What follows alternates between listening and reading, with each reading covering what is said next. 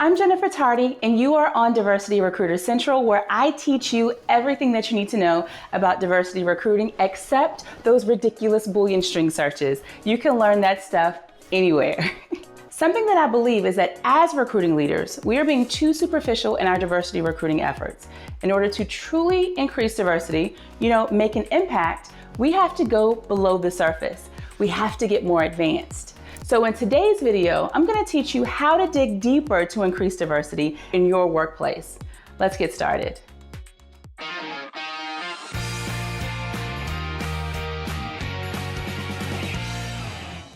Throughout my time in recruiting, I've observed well-intentioned companies implement diversity recruiting initiatives that fail to increase diversity because it doesn't move beyond superficial solutions like, for instance, finding new places to source or training your recruiters on how to create those sophisticated Boolean string searches that allow them to only sit behind a computer and continue making assumptions about a person's race, sexual orientation, disability, and so on.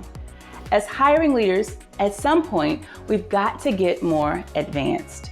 Here are 5 actions that I want you to take to go deeper in your effort to increase diversity. Action number 1, understand workforce representation. So I'm going to make it easy for you. When you hear me talk about workforce representation, I'm talking about external labor supply that's available to you. When I talk about workplace representation, I'm talking about representation within your organization. Understanding who's available in the labor market compared to who's represented in your company is critical as it helps to give recruiters and hiring leaders direction. It is more important that we are talking about increasing diversity among specific populations and tying it to where your company is underrepresented than saying, let's increase diversity in general.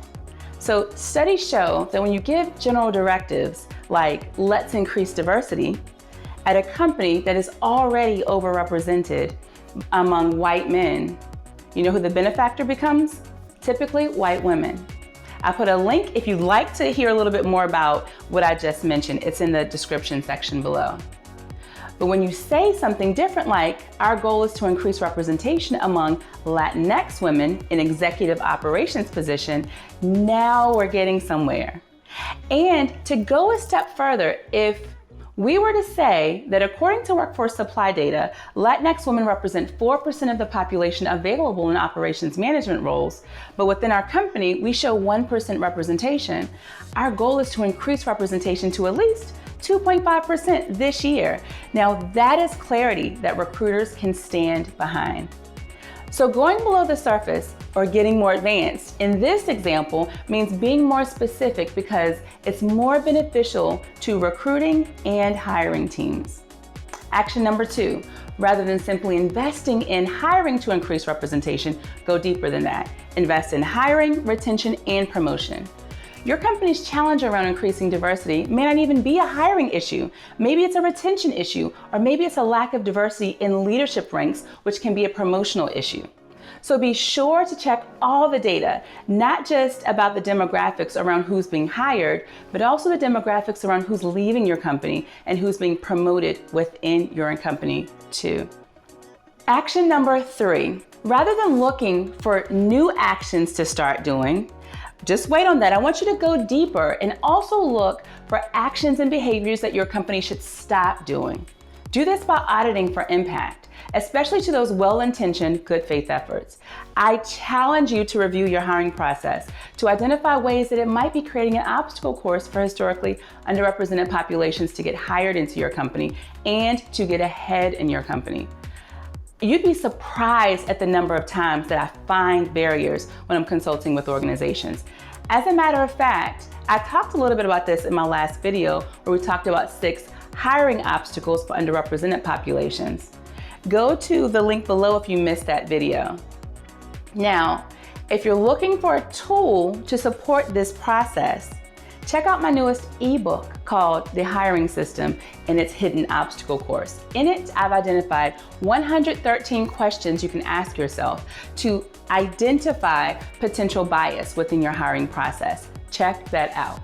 By the way, hearing from you lets me know that we're putting out the right content that's valuable to you. So if you like this topic and you want to hear more topics like this, then give a thumbs up to this video and leave us a comment and subscribe to the channel. On to tip number 4. I talked earlier about workforce representation, but I want you to go a level deeper and look at workplace representation more specifically. As you're looking at areas of underrepresentation, I want you to consider slicing the data by business units, departments, and by level, because you might learn that underrepresentation is widespread throughout your organization, or maybe it's isolated to specific areas of your company, or it may be caused by specific leaders in your company that are creating barriers in particular. The key here is go deeper. Action number 5. Isolate and analyze data by reviewing uncoupled demographic data to see where underrepresentation exists within that data. For example, when you're reviewing data, you may find that when combining all people of color, that your organization is well represented compared to the workforce. But when uncoupled, you see that that there's actually underrepresentation for Black and Latinx populations, but overrepresentation among Asian populations, for example. Now that you've seen this video, I want to know something. In what areas have you observed organizations skimming the surface to increase diversity? Maybe it's at your current company or a previous company. Drop me a comment and let me know. I appreciate you staying to the end, and because you did, here's a special treat from me to you. If you have not already, check out and download our free guide, Platinum Checklist for Hiring Professionals. It provides 10 actions leaders must stop doing in order to increase diversity. You're going to enjoy it. The link is in the description below. I'm Jen Tardy, your diversity recruiting coach. I'll see you in the next video. Take care.